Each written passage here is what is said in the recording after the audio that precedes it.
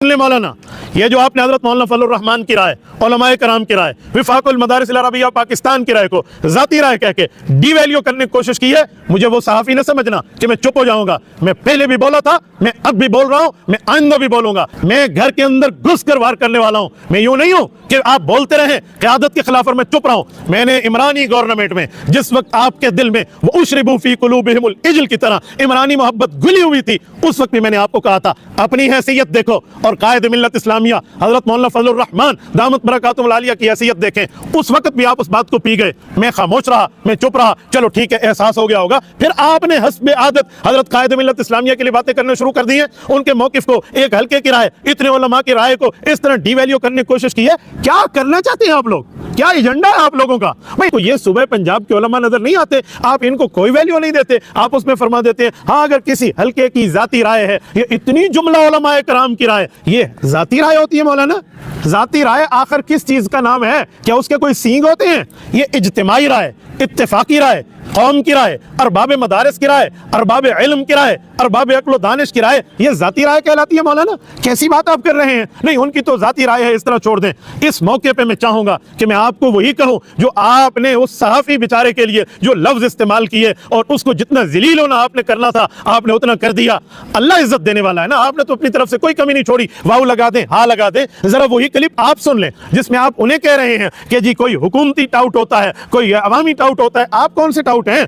इतने जिबालुल इल्म जितने उलमा का मैंने नाम लिया, ये तो चंद उलमाए कराम के मैंने नाम लिए हैं। इसके पीछे हजारों उलमाए कराम मौजूद हैं, जमीयत उलमा इस्लाम मौजूद है, इसके पीछे विफाकुल मदारिस अल अरबिया के ओरिजिनल मदरसे मौजूद हैं, डमी मदरसे नहीं है। आप जरा उस क्लिप को सुन लें। आप इतने उलमा के सामने बात कर रहे हैं, आपकी क्या हैसियत है? क्या इस मौके पे मैं आपको वो कह दूं कि आप वाव हटा के हाँ लगा दें? मेरी तरबियत तो मुझे इजाजत नहीं देती। कायद मिल्लत इस्लामिया, इमाम इनकलाब हजरत मौलाना फजलुर रहमान हाफिज़हुर रहमान ने जो हमें समझाया है विफाकुल मदारिस अल अरबिया के, गोया एक किस्म की मैं आपके सामने उनकी मौकिफ और वकालत को रख रहा हूं, तो मेरी तरबियत तो मुझे इजाजत नहीं देती कि मैं ये आपको कहूं। और सुन का जवाब ना दलाई से दिया करें, वो बिल्कुल खतीबाना हुई भी है, फलाना दामत बरकातुम, फलाना दामत बरकातुम। भाई जितने दामत बरकातुम का आपने नाम लिया उनके अलावा सब हमारे हामी हैं इस फैसले में, वो मीडिया पे नहीं है। लोग मुफ्ती तकी उस्मानी साहब का हवाला दे रहे हैं कि हम मदारिस लोग हुकूमत से मुराद नहीं लेंगे। मदारिस को मुराद कौन दे रहा है भाई? हजरत मुफ्ती तकी साहब ने इमामों के बारे में कुछ भी नहीं कहा, मदारिस के बारे में कहा है। तो ठीक है, जिसका जो मदरसा है वो उसमें उसको इख्तियार है कि हुकूमत से, जामिया ने भी नहीं लिया आज तक हुकूमत से कोई मुराद, कभी भी नहीं, एक रुपया नहीं लिया हुकूमत से मदरसे के लिए, तो ना अपनी जात के लिए लिया हजरत मुफ्ती इब्राहिम साहब। हाँ, ये मुराद तो सब लेते हैं कि कानूनी पेचीदगी आई हुई हो, कहीं रजिस्ट्रेशन का मसला हो, ये मुराद तो फिर इसके तो गवर्नमेंट के अलावा कोई कर नहीं सकता ना। हजरत मुफ्ती इब्राहिम साहब के बच्चों के आप जायदादें देख लो कितनी है, मुफ्ती इब्राहिम साहब को देख लो, और बाकी जिन जिन के आप नाम ले रहे हो उनमें बाज के देख लो कितने। तो हम नहीं चाहते अपना मुंह खोलें, आप जो है ना एतराजात करो, हमारी राय से इख्तलाफ करो, लेकिन जब आप हमें दरबारी और सरकारी बोलते हो ना तो आपके पास कोई दलील नहीं होती। हमारा मुंह खुल गया ना तो बहुत बड़ा मसला हो जाएगा आपके लिए, बहुत बड़ा मसला हो जाएगा। इसलिए हम चाहते हैं कि सबका एहतराम लोगों के दिलों में रहे, राय के इख्तलाफ राय की हद तक रखा जाए। उसमें खिताब खतीबाना तकरीरें और फलाना दामत बरकातुम, कोई खतीब थोड़ी है जो शियों के खिलाफ तकरीर कर रहे हो। आप जवाब दे दो। आपने कहा कि केपीके में जिन उलमा को वजीफे दिए गए वो सब हुकूमती की बोली बोल रहे हैं, बज़ाहिर दलील है अगर ये सही हो जिन लोग को दिए गए तो जाए तहकीक कर लें, आप लोग तहकीक कर लें जिन लोगों को वजीफे दिए। हाँ भाई, बाकी हजरत मौलाना कारी हनीफ जालंधरी साहब हमारे लिए काबिल एहतराम है, उन्होंने जो पर्चा शराइत का दिखाया है वो पर्चा ही फेक है, वो पर्चा ही ठीक नहीं है। हमने तो उस पर्चे का भी जिक्र नहीं किया अपनी तकरीर में। जाहिर है हजरत को किसी ने गलतफहमी दिला दी होगी, हम तमस्कुर नहीं करते, हमें जानते हैं कि गलतफहमी किसी को भी हो सकती है। फिर जामिया हफ्सा का भी इन्होंने दोबारा उठा लिया है कि जामिया हफ्सा के केस में आप क्यों पढ़े, जामिया हफ्सा को पढ़ना चाहिए था। जामिया हफ्सा का मसला रियासत का है और वहाँ उलमा की तरफ से गलत बयानी हुई थी कि इतनी बच्चियां शहीद हुई हैं, जिन उलमा में ज़रब मोमिन भी था, जामिया रशीद भी था। तो इस पर तो इश्काल होना चाहिए कि उसी वक्त रुजू का ऐलान करना चाहिए था। 18 साल बाद क्यों किया? रुजू पे तो शाबाशी देनी चाहिए कि जो गलत बयानी की थी आप लोगों ने उससे रुजू कर लिया। मैंने बताया ना, मैंने भी बयान दिया था इतनी बच्चियां शहीद हुई हैं, लेकिन मुझे जब पता चला कि यार ये तो फेक रिपोर्ट है तो मैंने 7 साल पहले रुजू का ऐलान कर दिया था। मेरा बयान पड़ा हुआ है 7 साल पहले का। जामिया ने नहीं किया ऐलान क्योंकि मसला दब गया था, जामिया हफ्सा का। उस्ताद साहब ने, मुफ्ती इब्राहिम साहब ने सोचा दब गया, छोड़ो क्या उसमें दोबारा छूट जाएगा। अब 18 साल के बाद मसला दोबारा उठाया गया है खवारिज की तरफ से, जो कि मौलाना अब्दुल वाहिद कुरैशी साहब का खवारिज का उनको पता ही नहीं है, मालूमात नहीं है उनको नहीं पता कि ये मसला जामिया ने नहीं उठाया, खवारिज ने उठाया है और रियासत का वजूद खतरे में पड़ा इसकी वजह से। मुफ्ती इब्राहिम साहब क्योंकि रियासत से, पाकिस्तान से मोहब्बत करते हैं, इसलिए उन्होंने अपनी इज्जत की परवाह नहीं की और हक को बयान कर दिया कि ये जो नज़्मों में जामिया हफ्सा का तज़किरा किया जा रहा है, इतनी बच्चियां शहीद हुई, गलत है, क्योंकि वो रियासत से वाकई मोहब्बत करते हैं। उनकी कोई सियासी जमात से लेना देना नहीं है उनको। आपका तो चूंकि सियासी जमात से लेना देना है, लिहाजा आपकी मजबूरी है। कल हजरत मौलाना फजलुर रहमान साहब में मेरा मकसद किसी पे तंज करना नहीं है, लेकिन आप इतना दिफा करो ना कि जितना अफोर्ड कर सकते हो। मौलाना फजलुर रहमान कल तक इमरान खान को यहूदी एजेंट नहीं कहते थे, उन्होंने रुजू नहीं किया इससे, आप क्यों इसका जवाब पी जाते हो? आप कहो कि सियासत है, ठीक है सियासत है, आपके लिए सियासत में सब कुछ जायज है, हमारे लिए मुल्क की बका के लिए, मुल्क को बचाने के लिए कुछ भी जायज नहीं है। इमामों के हालात को दुरुस्त करने के लिए उनकी तनख्वाहें मिल जाए इसके लिए बयान देना भी जायज नहीं है। बस जो कायदे ने कह दिया हम दो मिलाते रहे उसके आगे उनके आगे कौन सा हो गया भाई इख्तिलाफ राय का? अबू हनीफा का इमाम शाफी से इख्तिलाफ हो सकता है, इमाम शाफी का अबू हनीफा रहमतुल्लाह से इख्तिलाफ हो सकता है, इतने बड़े बड़े इमाम का आपस में इख्तिलाफ हो सकता है, तो किसी आलिम का मौलाना फजलुर से इख्तिलाफ नहीं हो सकता। वो उनको बुरा भला थोड़ी कह रहे हैं कि वो करप्ट है या 2 नंबर है। एक स्टेटमेंट आई है, उस पर बयान दिया है कि नहीं हमारी राय से मुख्तलिफ है, तो बस खत्म हो गई बात। आप आपको उनकी ये राय हमारी ये राय जिसपे ये दलाइल है, इसमें इतना एग्रेसिव होने की क्या जरूरत है, इतना जज्बाती होने की क्या जरूरत है। बाकी जामिया अफसा वाली बात हम तो नहीं उठा रहे थे, इन्होंने दोबारा उठाई है। जेयूआई के कोई कारकुन है, उन्होंने मुझे बहुत सख्त मैसेज भेजे ना कि तुम्हारी बेटी बहन शहीद हुई होती जामिया अफसा में तो मैं तुमसे पूछता। मैंने उनका जवाब लिख के दिया कि मेरी बेटी बहन शहीद हुई होती आप मुझसे पूछते, मैं मौलाना अब्दुल अजीज साहब से पूछता। सही है ना। पहली बात तो ये कि मैंने बच्ची को पढ़ने के लिए भेजा था, शहीद करवाने के लिए नहीं भेजा था। नंबर 2, मेरी बेटी ये बहन शहीद हुई थी, मुझे उसका नाम पता होता, फौरन मीडिया पे बता देता मेरी ये बहन है, ये मेरी बेटी है, जामिया अफसा में शहीद हुई है। तो ये क्या बात है, आप अकीदत की अंधी चादर, आपने मुफ्ती अब्दुल रहीम साहब का बुग़्ज़ पाल लिया है बस, और कुछ भी नहीं। और आपको भी पता है कि कोई बेटी वहां लड़की शहीद नहीं हुई है, मुफ्ती अब्दुल वाहिद कुरैशी साहब को भी पता है, हज़रत मौलाना फजलुर रहमान साहब को भी पता है। मैं कसम उठा के कहता हूं मौलाना फजलुर रहमान साहब को पता है कि एक बच्ची भी शहीद हुई है। वो क्यों बयान नहीं दे रहे मुफ्ती अब्दुल रहीम साहब के फेवर में? इसलिए कि भाई मुखालफत वाली पॉलिसी है ना, फेवर वाली पॉलिसी है ही नहीं। तो आप न्यूट्रल होकर क्यों तकरीर नहीं करते? आप जेयूआई में जब हो तो फिर वहां के प्लेटफॉर्म से आप ठीक है, लेकिन जब आप मिंबर पे बैठे हो दीन की बात करने के लिए, फिर लोग आपसे मौलाना फजलुर रहमान के फजाइल सुनने के लिए नहीं बैठे हुए आपके पास, फिर आपसे हक सुनने के लिए बैठे हुए। तो आप किसी को फेवर ना करें, सियासी जलसे में जरूर बात करें। हमने भी इमरान खान के दौर में इमरान खान को सिर्फ इतना फेवर किया कि उसके अच्छे कामों की तारीफ की हमने, जो अच्छे काम किए बस। बाकी जो अगर मैं कहीं एग्रेसिव हुआ तो वो भी मुखालफत की उरूज पे पहुंची हुई थी। जो भी अच्छा काम किया जा रहा है उसमें ये साजिश है, ये साजिश है, ये साजिश है, तो फिर तो हमारा बनता था ना ये, क्योंकि मौलानाओं की तरफ से हो रहा था ये सब कुछ। तो फिर मैं भी तो मौलाना हूं ना, तो कम से कम आवाम को ये मैसेज तो जाना चाहिए था कि भाई सारे मौलाना इसमें एक राय पर नहीं है। जो बयान आया है ना जज्बाती बयान, और इससे बच्चे तो बेचारे सादा लोग बच्चे तो जज्बाती चीजों से मुतासर होते हैं, पढ़े लिखे लोग इन चीजों से मुतासर नहीं होते, वो तज्जिया करते हैं। तो केपीके में अगर हुकूमत ने आवाम को खरीद लिया है, तो उलमा को खरीद लिया, तो केपीके में आपके बहुत सारे रिलेटिव हैं होंगे यकीनन, जाओ फोन करो उनको क्या खरीदा भाई। और वो जो शराइतनामा पढ़ के सुनाया गया है हज़रत मौलाना अली जालंधरी साहब की तरफ से, फर्ज कर लो वो ठीक भी है, तो उसमें कौन सी गलत बात लिखी हुई है? वफाकुल मदारिस से जब किसी मदरसे का इल्हाक होता है इसी टाइप की शर्तें उसमें भी लिखी हुई है, रियासत के खिलाफ नहीं जाएंगे, ये नहीं होगा, वो सारी शर्तें तो कॉमन सेंस की है। हाँ, ये नहीं होना चाहिए कि इमाम को लिखा हुआ खुतबा दिया जाए, इसके हम खिलाफ है, इमाम अपनी मर्जी से बयान करेंगे। और बाकी ये कि हुकूमत 25,000 में उलमा को खरीद लेगी। असल में जितने पंजाब के उलमा है ना, जब मेरा बयान किया वो सारे खुश है मेरे बयान से।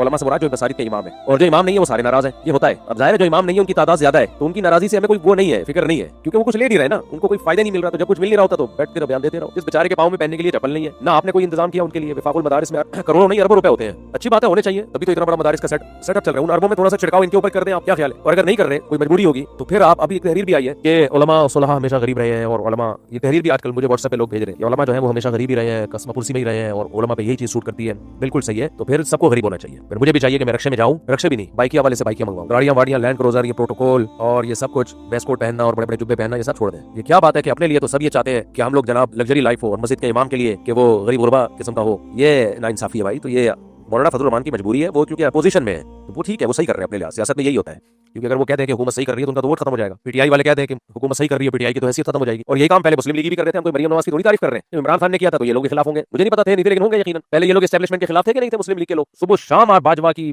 ऐसी की तैसी करके रखी हुई थी इन लोगों ने, आज वही इत्तेहादी हुए। जब जनरल मुशर्रफ था तो मौलाना फजलुर रहमान के जलसे में मैंने खुद शिरकत की है, इतना ज्यादा मौलाना फजलुर रहमान ने जनरल मुशर्रफ के खिलाफ तकरीर की, हमने भी नारेबाजी लगाए सब कुछ। लेकिन जब मौलाना फजलुर रहमान इत्तेहादी बन गए तो वो नहीं, फिर वो नहीं थे। तो ये सियासत में चल रहा है, इसमें मैं किसी को बुरा भला नहीं कह रहा, ये सब ये सियासत का हिस्सा है, जो ये किसी का नाम है। तो हम थोड़ी सियासत में है भाई, हम तो जाते हैं वोट देके आ जाते हैं, जो हमें अच्छा लगता है, बस खत्म। तो इसलिए हमारी मजबूरी नहीं है, आपकी मजबूरी है, आप जो कर रहे हैं आपके लिहाज से ठीक कर रहे हैं आप, हमारी ये मजबूरी है नहीं। ना हम एस्टैब्लिशमेंट के, वल्लाह खुदा की कसम, ना हुकूमत के पिट्टू है, ना हम किसी सियासी जमात के। हाँ, इंडिविजुअल लाइफ में किसी सियासी जमात को हम फेवर करेंगे अपनी निजी जिंदगी में, तो वो तो हर एक को हक है ना, लेकिन मिंबर पे थोड़ी हम किसी सियासी जमात के फेवर में है। कोई भी अच्छा काम करे, मौलाना फजलुर रहमान करे हमारे सराखों पर, मरियम नवाज करे सराखों पर, इमरान खान करे, क्या ख्याल है भाई, सराखों पर, फौज करे तो भी सराखों पर। अभी फौज ने इंडिया को लोहे के चने चबा दिए, सुभान अल्लाह, बल्ले बल्ले हो गई भाई, क्या ख्याल है? ये हुकूमत ने जब इमामों को लगाम देनी होगी ना, वो 15-20 हजार में नहीं देगी लगाम। गवर्नमेंट जब आ जाए ना किसी के खिलाफ, चाहे अदल करे चाहे जुल्म करके करे, एक अलग बहस है। इमरान खान पीटीआई, इमरान खान माजी करीब में इमरान खान से ज्यादा पावरफुल कोई वजीर आजम, कोई हीरो आया है? लोग जिसको हीरो मानते हैं, मैं हीरो नहीं कह रहा, फिर वो एक नई बहस छिड़ जाएगी कि आपने इसको हीरो कैसे कह दिया। अवाम कह रही है, ये तो मानते हो ना अवाम के। आज इमरान खान जेल से छुट के आए, बिला मुकाबला जीतेगा कि नहीं जीतेगा? कतई नजर इससे कि वो सही है गलत है, वो एक अलग बहस है, मैं उसमें नहीं पढ़ रहा। पब्लिक क्या कर रही है? इतना मजबूत आदमी, उसको गिरा भी दिया, और इलेक्शन में लाजमी जीतना था उसने, लेकिन जो कुछ इलेक्शन में हुआ है, हम तो ये हक बयान कर रहे हैं, मगर एस्टैब्लिशमेंट के पिट्ठू होते हैं ना, हम ये हक बयान नहीं करते कि उसको जबरदस्ती हराया गया इमरान खान को। आप ये बोलो कि उसको जबरदस्ती हराया गया, आप नहीं बोलोगे क्योंकि आप उस वक्त उसके गिराने वालों में से थे। आप उस वक्त बोलोगे जब आपको भी हराया जाए। तो ये सभी बोल रहे होते हैं, इसमें कोई वो नहीं है, ये सब बोल रहे होते हैं। हम तो उस वक्त बोल रहे थे भाई इलेक्शन में 100% धांधली हुई है, 100% से भी ज्यादा धांधली हुई है। जो ये कहे कि धांधली नहीं हुई है वो पागल है, उसको, क्योंकि ऐसी जगह से लोग जीते जहां से खड़े नहीं हुए थे। एमकेएम के कुछ लोग कह रहे हैं हमें तो पता नहीं था हम यहाँ से जीत जाएंगे। अब एस्टैब्लिशमेंट के पास इसका क्या उजर है, वो एस्टैब्लिशमेंट जाने, आप लोग जानो वो क्या इसका उजर पेश करते हैं, वो उनका हेडेक है। लेकिन धांधली तबाह की हुई है, बिला मुकाबला जीतना था किसने? इमरान खान। हुकूमत ने उसको खड्डे लाइन लगा दिया, समझ रहे हो? इतनी पावरफुल होती है गवर्नमेंट जब करने पर आ जाए। इसलिए अगर अल्लाह ना करे इमामों को लगाम देने पे आ गई, मदारिस को बंद करने पर आ गई, कुछ भी नहीं बिगाड़ सकते हम लोग। ये बातें हमारी कुछ भी नहीं। सबसे पहले आप मेरे और आपके लीडर भागेंगे यहाँ से, समझ रहे हो? सबसे पहले अगर सही अप्रोच, क्योंकि हकीकत ये है कि हम खुद बिला वजह मदारिस के तहफ्फुज का वो बेच रहे होते हैं कि मदारिस को खतरा है, मदारिस को खतरा है। कोई खतरा नहीं है। मौलाना मजहूर मेंगल साहब का मदरसा चल रहा है, दारुल उलूम की, अल्लाह और तरक्की दे दारुल उलूम कोरंगी को। जाओ जाके व्लॉग बनाओ, वहां जाके देखो, आदमी मदरसे में घुसते ही हैरान हो जाता है कि यार अल्लाह और बरकतें दे, क्या शानदार मदरसा है। कोई मैली आंख उठा के अल्हम्दुलिल्लाह ना हुकूमत में, ना एस्टैब्लिशमेंट में, ना पुलिस में, ना फौज में कोई भी नहीं देख रहा। मदारिस को सिरे से कोई खतरा नहीं है, अल्हम्दुलिल्लाह बहुत मजबूत है। इंडिया में खतरा नहीं है, यहाँ कहां से खतरा हो गया? जो एक बिल्कुल सेकुलर हुकूमत है। बर्मा में मदारिस को खतरा नहीं है, मैं वहां गया, बहुत सारे मदारिस बने हुए, वो कहते हैं ठीक है, लेकिन बस वो एक बात कहते हैं कि तुम्हारे मदरसों के सर्टिफिकेट को हम वैल्यू नहीं देंगे, हुकूमत के किसी इदारे में नहीं जाओगे। बर्मा में ये लॉ है, पढ़ते रहो, ठीक है, मस्जिद की इमामत संभालो, मौज़िन संभालो, ये नहीं होगा कि तुम गवर्नमेंट के किसी इदारे में चले जाओ, क्योंकि उनको खतरा है गवर्नमेंट में आगे तो निजाम बदलेंगे, क्योंकि निजाम बदलने के लिए हुकूमत में आना जरूरी है। तो ये उन्होंने कहा कि वैल्यू नहीं है, तो इसलिए ना मदारिस को अल्हम्दुलिल्लाह कोई खतरा है। और ये इतने मदारिस बंद कर दिए, ये कर दिए, वो सारे वो बंद किए जो वफाक के ज़ेरे तहत नहीं थे। केपीके में और जगह जगह जो बहुत सारे मदारिस बंद किए हैं, वो सारे वो बंद किए जो वफाकुल मदारिस के बोर्ड में नहीं है। आप वफाकुल मदारिस के बोर्ड में आ जाओ, आप महफूज हो जाओगे। अब मैं इससे कहूं कि वफाकुल मदारिस हुकूमत का पिट्ठू है, ये इल्जाम गलत होगा कि नहीं होगा कि जो वफाकुल मदारिस में आता है वो महफूज हो जाता है। मैं एक मदरसा है उसको हर महीने में ताउन करता हूँ, केपीके में है, 2 साल से ताउन कर रहा हूँ। अब जब हमारी एमटीएम फाउंडेशन बनी तो मैंने मदरसे कल मैंने फोन किया उसको, हमने मशवरा किया कि अब मैं पर्सनली ताउन करने के बजाय अपने जाती अकाउंट से फाउंडेशन से ताउन करूँ, एमटीएम फाउंडेशन से। मैंने उनको कल फोन करके पूछा है, आपको नंबर भी देता हूँ, आप जाओ मदरसा भी देख लो और उसके मोहतमिम से तहकीक भी कर लो। मुफ्ती तारिक मसूद का कल फोन आया था कि नहीं आया था। मैंने कहा कि मैं अब आपके साथ जो है ना फाउंडेशन के जरिए ताउन करूंगा ताकि लीगल वे में काम हो। तो हमारे साथियों ने मशवरा ये किया है कि अगर आप वफाकुल मदारिस के तहत रजिस्टर्ड हैं तो हम ताउन करेंगे, वरना हम ताउन नहीं करेंगे। क्योंकि वफाकुल मदारिस के तहत रजिस्टर्ड नहीं हो तो ऐसा ना हो हम ताउन करें, कल हुकूमत गिरफ्त कर ले कि भाई ये एक ऐसा मदरसा कोई दहशतगर्दी तो नहीं पल रही यहाँ पे, क्या हो रहा है। तो उन्होंने कहा हम वफाकुल मदारिस के तहत है। मैंने कहा कुछ सर्टिफिकेट भेजे, कुछ डॉक्यूमेंट अभी भी पड़े हुए हैं, मोबाइल में दिखा सकता हूँ। कल उन्होंने भेजे डॉक्यूमेंट्स, ये देख लो। तो जैसे ही डॉक्यूमेंट्स आए हैं मैंने कहा ठीक है, अब आपको हर महीने वो ताउन फाउंडेशन की तरफ से मिलेगा। हम तो ताउन कर रहे हैं वफाकुल मदारिस के साथ, क्योंकि हमारे अपने लोग हैं, हमें कोई वो नहीं है। एक इख्तलाफ राय है कि भाई एक ऐसा बोर्ड होना चाहिए जिसकी सर्टिफिकेट की वैल्यू ताकि हुकूमत में जा सके, वो तरीका भी ठीक है। तो जितना है इख्तलाफ उसको उतना रखो ना, एकदम इतना जज्बाती क्यों होते हो।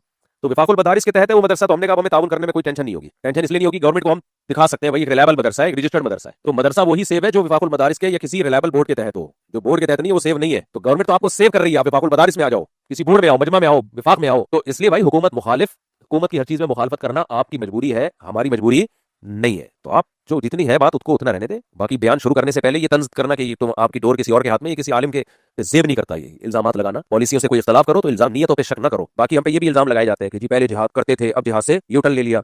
हर बात का मुफ्ती तरीम साहब जवाब दे चुके हैं, हर बात का। मुल्ला उमर के दौर में हमने बहुत ताउन किया है, उसकी वजह थी कि मुल्ला उमर किसी अफगानिस्तान को किसी सरजमीन के खिलाफ इस्तेमाल करने के कायल नहीं थे। बाकी हजरत मौलाना फजलुर रहमान साहब जो है वो तो रूस के जिहाद के भी खिलाफ, अफगान तालिबान के जिहाद के भी खिलाफ, वो तो हमेशा से जिहाद के खिलाफ ही रहे। आप उन पे भी एक जुमला बोल दो, हम तो तावील करते हैं उनकी पॉलिसी होगी। भाई पूरी कौम जब कर रही थी, जा रही थी, तो वो उस वक्त भी खिलाफ थे। लेकिन मुफ्ती अब्दुल रहीम ने उनके खिलाफ कोई लफ्ज़ बोला था कि जिहाद को नहीं मानते, ये फलाना है, ढिमकाना है? कुछ भी नहीं भाई, उनकी पॉलिसी है, उनका ख्याल है कि नहीं। बाकी रूस के खिलाफ जिहाद हुआ है, मौलाना उस खिलाफ थे उसके, हम तो खुद गवाह हैं इस पे। जितने भी जमीयत के बड़े लोग हैं जिनसे मेरी इस्लाम दुआ है वो अब भी नहीं मानते, हम नहीं मानते उस जिहाद को। पाकिस्तान इस्तेमाल हुआ है। हालांकि एक बहुत बड़ा सवालिया निशान है कि रूस को भगा दिया, अगर रूस ना भागता, अफगानिस्तान पर कब्जा कर लेता तो केवलिज्म पाकिस्तान में आ रहा था ही नहीं, इस्लाम की तो वाट लग जानी थी। उसको भी कह रहे जिहाद नहीं था। फिर मुल्ला उमर का दौर आया, मुल्ला उमर अफगानिस्तान के लिए लड़ रहे थे, खिलाफत कायम करेंगे। हमें मुल्ला उमर से, हमसे ज्यादा मुल्ला उमर को कौन जानता होगा, तो उस वक्त भी साथ दिया। जब देख लिया कि भाई वो ट्रैक से हट रहे हैं, ये तो हक परस्त होने की अलामत है। उनके बाद जब देख लिया कि लोग ट्रैक से हट रहे हैं और अब वहां उनकी सरजमीन को पाकिस्तान के खिलाफ इस्तेमाल किया जा रहा है और इंडिया से उनके, तो आपने देखा नहीं इंडिया से कितने गहरे ताल्लुकात बन रहे हैं उनके, इसके बाद भी हिमायत करें। तो जो उस वक्त सूटेबल था वो उस वक्त किया मुफ्ती इब्राहिम साहब ने, जो इस वक्त है वो इस वक्त किया। हालात के लिहाज से पॉलिसी चेंज हुई। आप पर सवालिया निशान है कि आप किस तरफ खड़े हो। अभी आप